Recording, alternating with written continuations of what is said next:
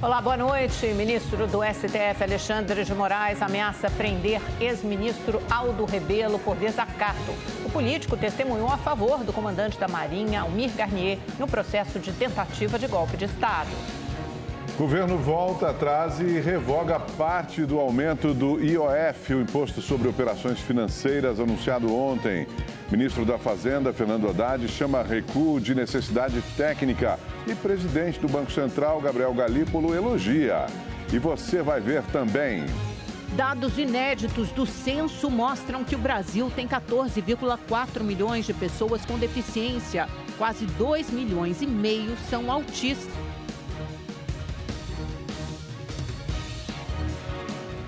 O Ministério da Fazenda recuou da decisão de aumentar o IOF, Imposto sobre Operações Financeiras, para investimentos de fundos brasileiros no exterior e remessas internacionais destinadas a investimentos. O aumento do IOF foi mantido em outros casos, como, por exemplo, compras em dólar no cartão de crédito, débito e dinheiro em espécie. Mais cedo, o ministro da Fazenda, Fernando Haddad, disse que não vê problema em corrigir a rota de suas decisões. As mudanças no IOF foram anunciadas como parte das medidas para aumentar a arrecadação e cumprir a meta fiscal. Entre os setores afetados estavam as aplicações em fundos nacionais fora do Brasil, que passariam a pagar a alíquota de 3,5%. Segundo analistas financeiros, houve um temor no mercado de que a medida abriria espaço para um controle de capitais. A gente veria reações muito drásticas do próprio mercado financeiro, como, por exemplo, uma busca muito forte por dólar, uma saída de capitais o quanto antes, um aumento de taxa de juros decorrente desse ambiente, desse eventual ambiente de maior incerteza. Horas depois do anúncio, o governo voltou atrás. Hoje, o ministro Fernando Haddad disse que avaliou que o impacto financeiro da medida não compensaria a repercussão negativa. As medidas somadas são da ordem de 54 bilhões. Nós estamos falando de menos de 2 em relação ao que foi revisto hoje.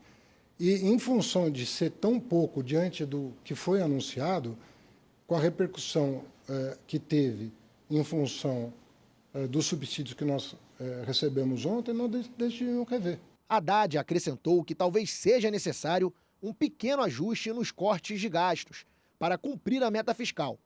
Em um evento no Rio de Janeiro, o presidente do Banco Central, Gabriel Galípolo, elogiou a reação rápida do ministro da Fazenda. Em momentos de trilema, como aquele que eu comentei sobre a questão fiscal, é normal que você esteja tentando buscar alternativas, né? Ou que na busca por alternativas, melhor colocando aqui, na busca por alternativas, para tentar perseguir o equilíbrio fiscal e a meta fiscal, como o ministro deixou claro nas medidas de ontem, que está buscando atender às metas fiscais e cumprir essas metas, é normal que possa, nessa busca por alternativas e soluções limitadas pelo trilema que eu comentei aqui, possa surgir uma medida ali que ao vir à luz do sol, provoque alguma mal-estar ou não se insira de maneira adequada e demande que seja revista ou suprimida aquela decisão. Com a revisão, o aumento do IOF ficou da seguinte forma. No crédito para empresas, a alíquota passa para 0,95% fixo, com um teto de 3,95%. Nos créditos de até R$30 mil para empresas do Simples Nacional, o teto vai para 1,95%. Já nas remessas de recursos para contas de contribuintes brasileiros no exterior, o IOF sobe para 3,5%. E o mesmo imposto será cobrado para os cartões de débito e crédito internacionais. Ainda ficou definido um IOF de 5% para planos de seguro de vida, com aportes acima de R$50 mil por mês. Em linhas gerais, as medidas anunciadas pelo governo afetam principalmente pessoas com maior poder aquisitivo.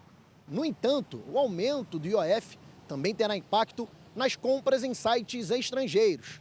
Somada à chamada taxa das blusinhas, a medida vai aumentar o valor pago em produtos de sites internacionais, como os asiáticos, usados por grande parte da população. No mercado financeiro, o dólar fechou o dia em queda de 0,26%, cotado a R$ 5,64.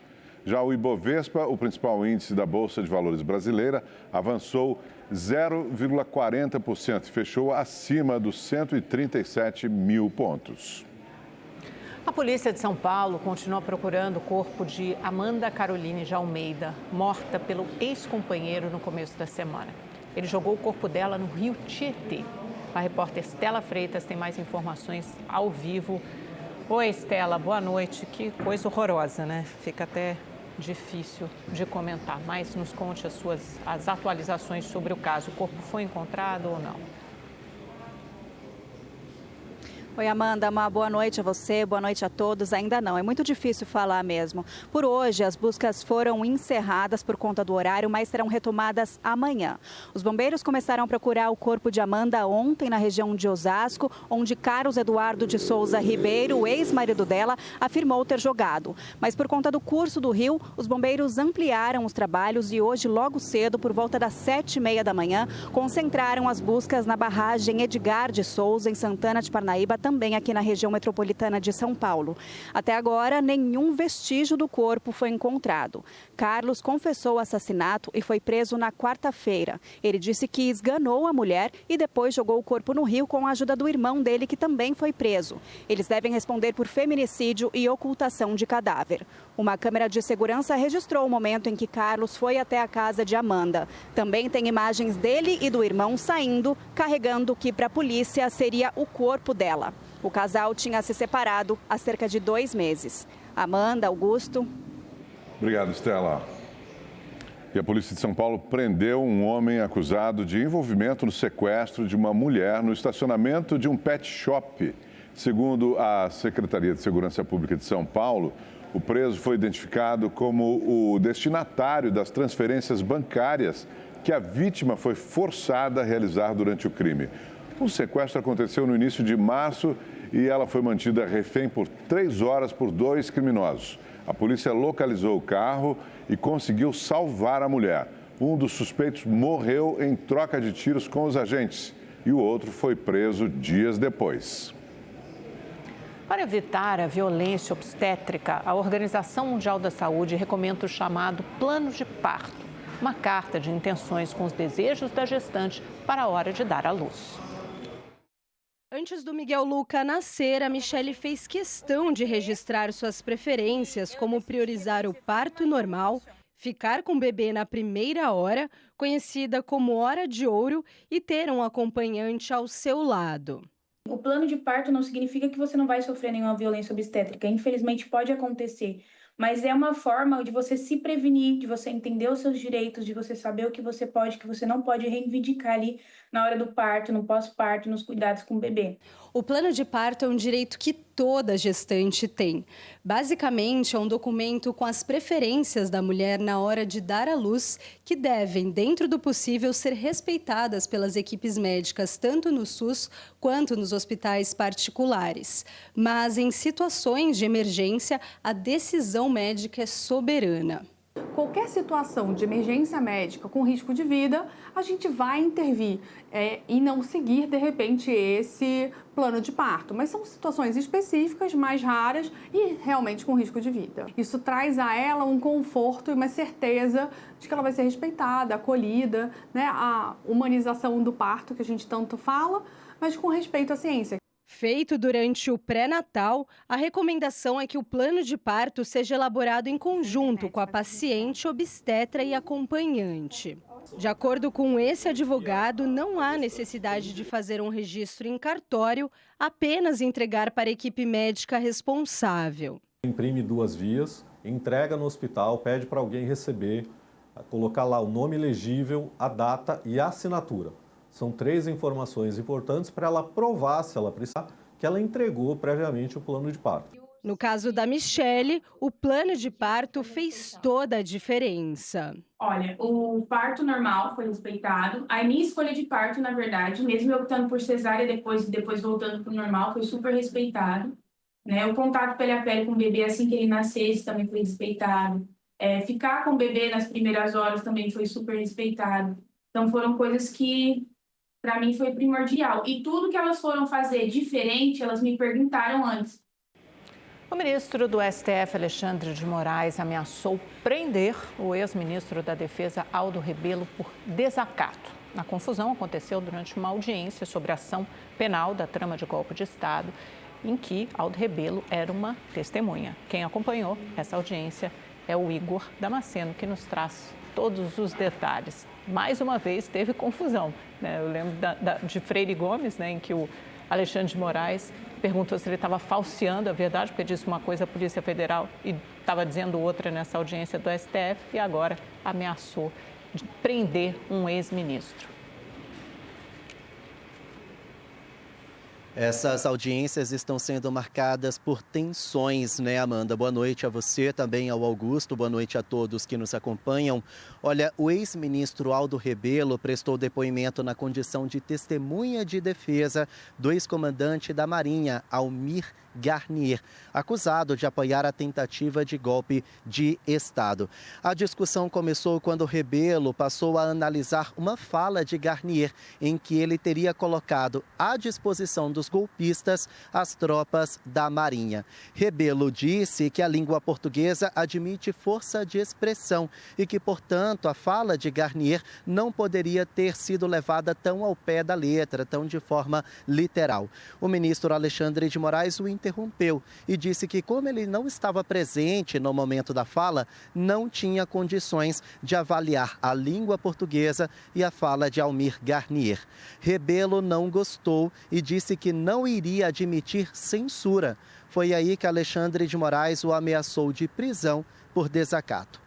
No dia de hoje, outro depoimento que também ganhou força foi do senador e ex-vice-presidente da República, Hamilton Mourão. Ele também foi testemunha de defesa e disse que o presidente Lula foi o principal responsável pelos ataques antidemocráticos de 8 de janeiro de 2023, porque naquela época Lula já era o chefe maior do país.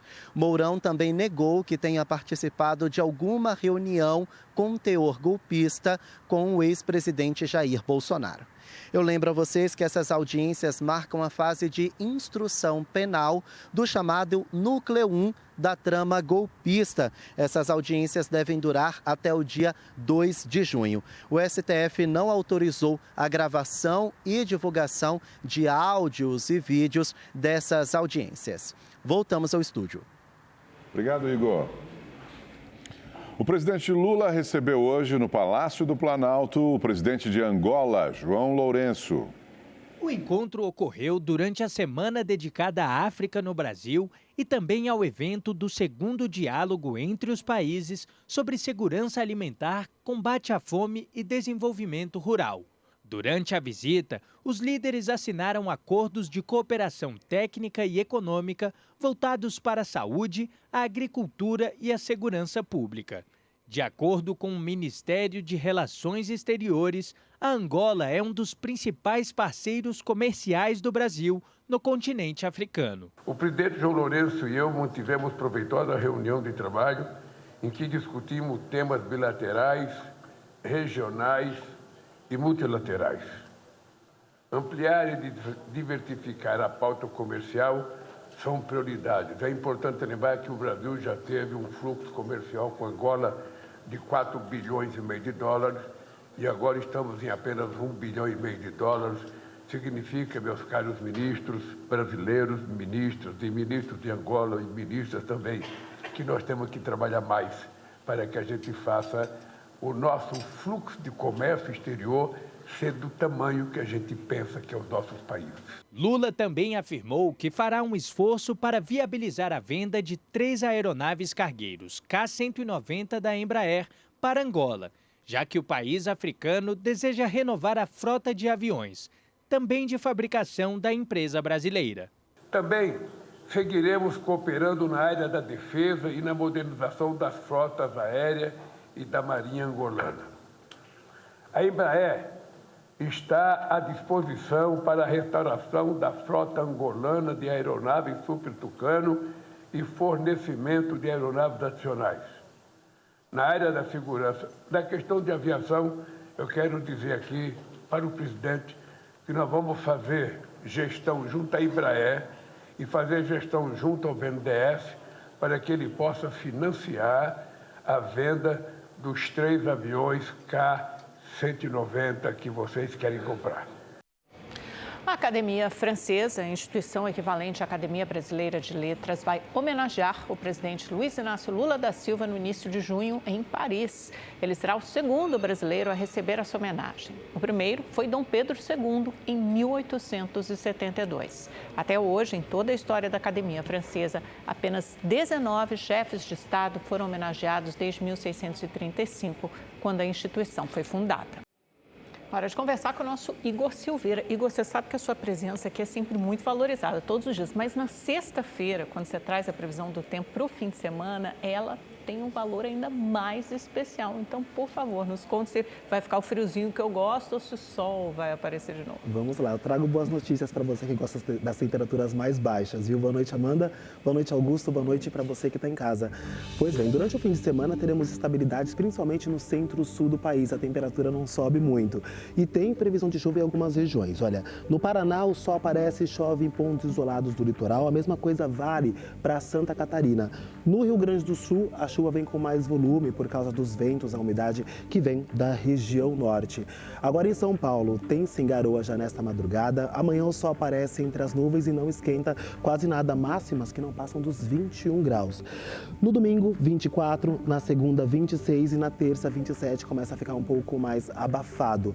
No Rio de Janeiro, a frente fria também mantém estabilidade, chove no litoral e os termômetros não passam dos 23 graus. Domingo, 26, segunda, 27, a mesma temperatura vale para terça-feira. Agora, em Belo Horizonte, o sol aparece, não tem previsão de chuva, o tempo fica abafado por lá. Agora, em Vitória, no Espírito Santo, pode chover tanto no sábado quanto no domingo. No Nordeste, tem previsão de chuva ainda no litoral no sábado, no interior, dia quente e ensolarado. Agora, no domingo, uma frente fria avança e causa mais estabilidade, principalmente na Bahia. Na região norte, tem previsão de chuva, tanto no sábado quanto no domingo, em toda essa área mais escura aqui do mapa. No centro do país não muda nada, tempo quente, abafado e não deve chover. Agora as temperaturas ficam na casa dos 33 graus amanhã em Manaus, a mesma temperatura vale para Cuiabá. No sul do país, 20 graus de máxima e lembrando, com previsão de chuva. Bom fim de semana para todo mundo. Amanda, Augusto. Bom fim de semana para você também. Obrigado, Igor. O governo brasileiro reagiu à decisão da Comissão Europeia de excluir o Brasil da lista de países de baixo risco de desmatamento e classificar o país com risco nível médio. Em nota, o Ministério das Relações Exteriores disse que a decisão causa estranheza e demonstra a aplicação de uma lei unilateral e discriminatória. O texto diz ainda que a medida desconsidera os esforços nacionais para a preservação de áreas florestais. A notícia da classificação veio uma semana após o Brasil registrar uma queda de 32% no desmatamento. A polícia do Rio de Janeiro fez hoje uma operação contra uma quadrilha que cobrava resgate para devolver carros roubados. O bando movimentou mais de 11 milhões de reais em menos de um ano. Entre os endereços alvos da operação estavam imóveis de luxo no Recreio dos Bandeirantes, Zona Oeste do Rio e na Baixada Fluminense. A ação, que cumpriu 11 mandados de busca e apreensão, mira uma quadrilha que cobrava resgate para devolver carros roubados. As investigações apontam que empresas recuperadoras, contratadas por cooperativas de proteção veicular, participavam diretamente do esquema. Os alvos são sócios e funcionários. Um deles foi conduzido à delegacia para prestar esclarecimentos. Um SUV de R$150 mil, o tráfico de drogas recebia R$15 mil pagos por essa empresa como um valor de resgate. Então, o cliente, o cidadão, a pessoa de bem, achando que estava sendo protegida, contratando um serviço, na verdade, ela era a vítima de uma indústria criminosa que estava fomentando a prática de roubo de veículos e sendo uma grande fonte financeira para o tráfico de drogas. O número de veículos recuperados chegou a 80% em fevereiro deste ano, o que chamou a atenção das autoridades. A suspeita de participação de policiais militares no esquema. Os investigadores também apuram se as cooperativas fazem parte da quadrilha ou somente pessoas ligadas a elas. A quadrilha movimentou cifras milionárias. Só 4 dessas empresas receberam mais de 11 milhões de reais em menos de um ano. Nesse mesmo período, mais de 1.600 veículos foram recuperados por elas. Um grupo suspeito de enviar cocaína para a Europa foi alvo de 13 mandados de busca e apreensão hoje cedo em Santa Catarina. A Operação Extrapo da Polícia Federal prendeu 8 pessoas. Os suspeitos recrutavam as chamadas mulas, pessoas que recebem dinheiro para levar drogas para outros países. As investigações começaram após 2 prisões no Aeroporto Internacional Salgado Filho, em Porto Alegre, em abril do ano passado. A PF descobriu que o mesmo grupo estava envolvido em outras prisões em flagrante feitas no Aeroporto Internacional de Florianópolis. Uma ação conjunta de policiais do Mato Grosso e de Minas Gerais resultou na apreensão de quase 2 toneladas de maconha. A droga estava escondida na carroceria de uma carreta bitrem interceptada pelos agentes na cidade de Pará de Minas, a 70 quilômetros de Belo Horizonte. O motorista de 30 anos confessou aos militares que receberia R$100 mil para transportar a maconha do Mato Grosso até a cidade mineira. O homem foi preso e vai responder por tráfico interestadual de drogas. Belo Horizonte vive um surto de hepatite A. A doença é transmitida por vírus e causa inflamação no fígado. Outras cidades brasileiras também registraram avanço da infecção. O número de notificações de hepatite A na capital mineira já supera mais da metade do registrado em todo o ano passado. De janeiro a abril, 95 casos foram confirmados, um crescimento de 265% em relação às 26 notificações no mesmo período de 2024. Outros 5 diagnósticos foram feitos até 18 de maio. Os sinais e sintomas da hepatite A são variados, podem confundir inclusive com outras doenças, como dor abdominal, aumento do fígado, a icterícia, que a pele fica amarelada, os olhos amarelados, vômitos, diarreias, náuseas. As autoridades de saúde ainda não conseguiram identificar o que causou esse surto. A hepatite A é transmitida principalmente pela ingestão de água e alimentos contaminados por fezes de pessoas infectadas. Relações sexuais também podem aumentar o risco de infecção. Em BH, a maioria dos casos ocorre entre homens de 20 a 39 anos. Acionamos o Ministério da Saúde, a Secretaria Estadual de Saúde, e iniciamos um inquérito epidemiológico que visa definir os fatores de risco relacionados às prováveis causas desse aumento de número de casos. A vacinação é indicada como a principal ferramenta de contenção do surto. 3 grupos foram definidos como prioritários. Usuários de PrEP, pacientes que fazem uso de antirretroviral para prevenir o HIV, os contactantes sexuais desses pacientes e os contactantes domiciliares estavam contemplados nesse bloqueio vacinal. Outras cidades brasileiras também registram avanço da hepatite A. São Paulo teve 353 casos de janeiro até o dia 15 de maio, 57% do total do ano passado. 3 pessoas morreram. Curitiba contabilizou 272 diagnósticos e 5 óbitos entre janeiro e maio do ano passado. De 2022 para 2023, o número de casos da hepatite A em todo o país aumentou 140%. A influenciadora Vivian Guerra teve sintomas fortes e passou 11 dias internada. Eu fiquei com febre, estava com uma dor de cabeça fortíssima. Cheguei a fazer exame de dengue, chikungunya, outras doenças. Ela transmitiu a infecção para o marido e passou a publicar conteúdos sobre a doença e a importância da vacinação. Se cuidem, gente, vacinem. Começou em São Paulo a 4ª edição da Medical Cannabis Fair, um evento com as novidades do setor que movimenta quase R$1 bilhão no país.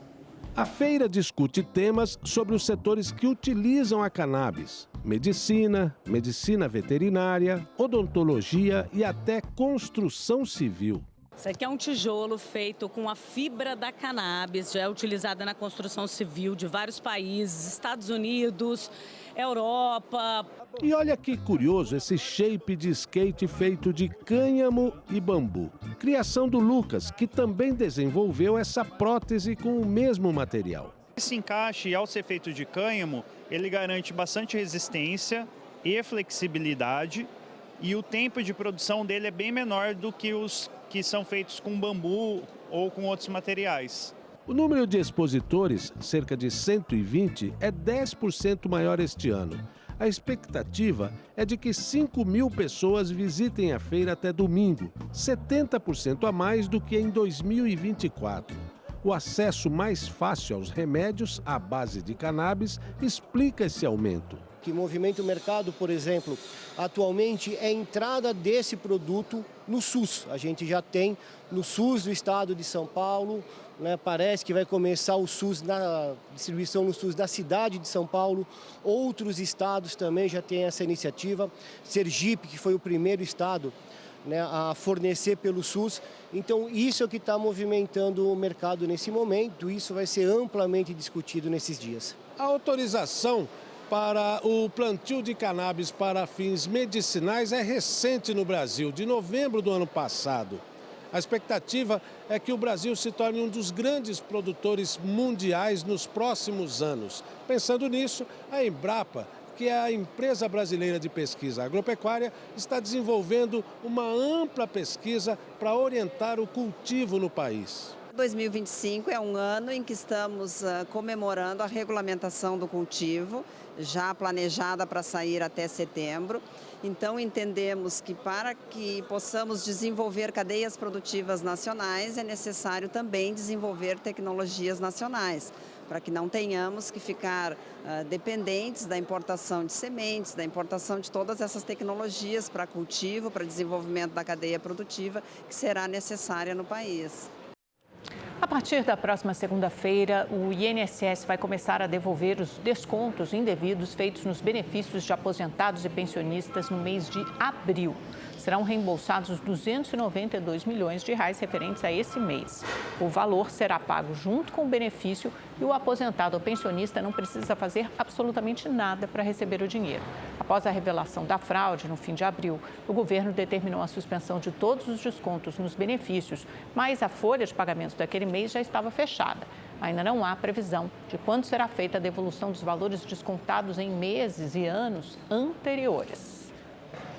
Começam na próxima segunda-feira as inscrições para o Enem, o Exame Nacional do Ensino Médio. Os estudantes interessados devem acessar a página do participante com o número do CPF e a senha cadastrados no portal gov.br. Neste ano, alunos de escolas públicas terão uma pré-inscrição feita automaticamente, mas será preciso entrar no sistema para confirmar a participação e fazer a opção pela prova de língua estrangeira.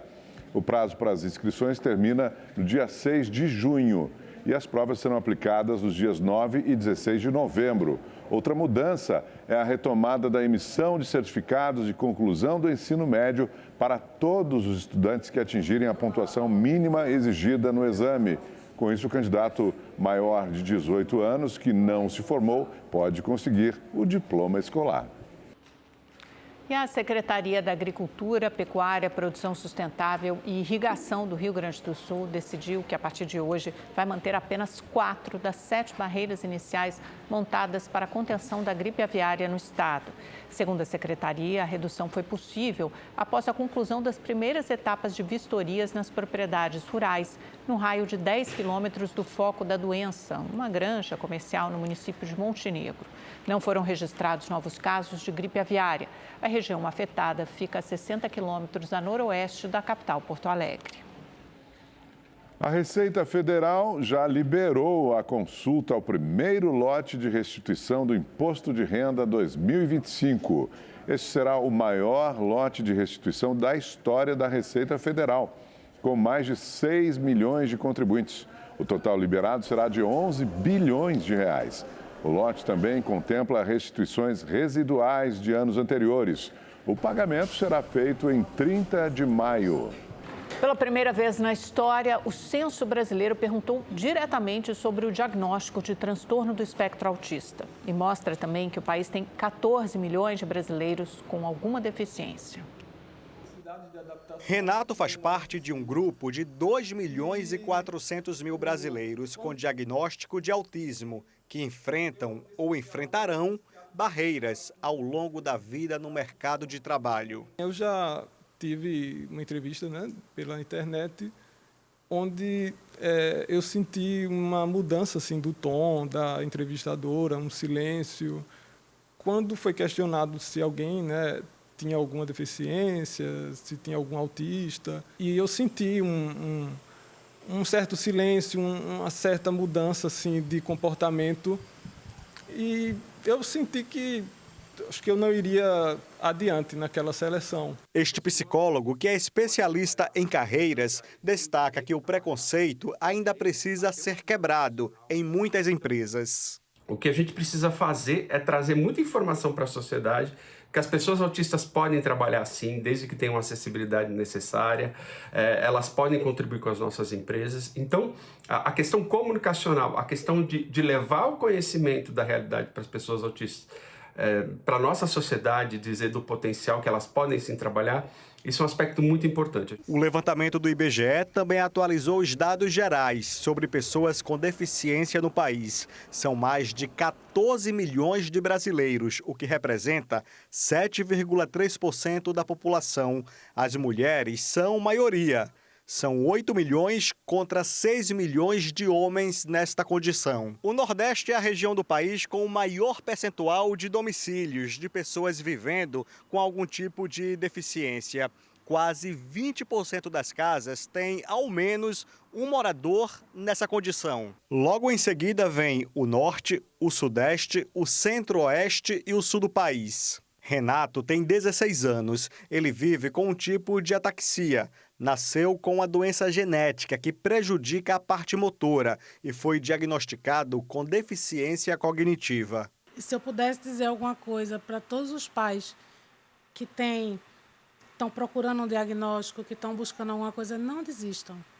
Acalme o coração, busque a sua fé, se acalme e siga. Pegue na mão do seu menino, da sua menina e vá em frente. E é com esse olhar sensível que nós terminamos o Rede TV News, algumas das fotografias que já entraram para esta história de Sebastião Salgado, a quem rendemos as nossas homenagens. Uma boa noite. Boa noite, até amanhã.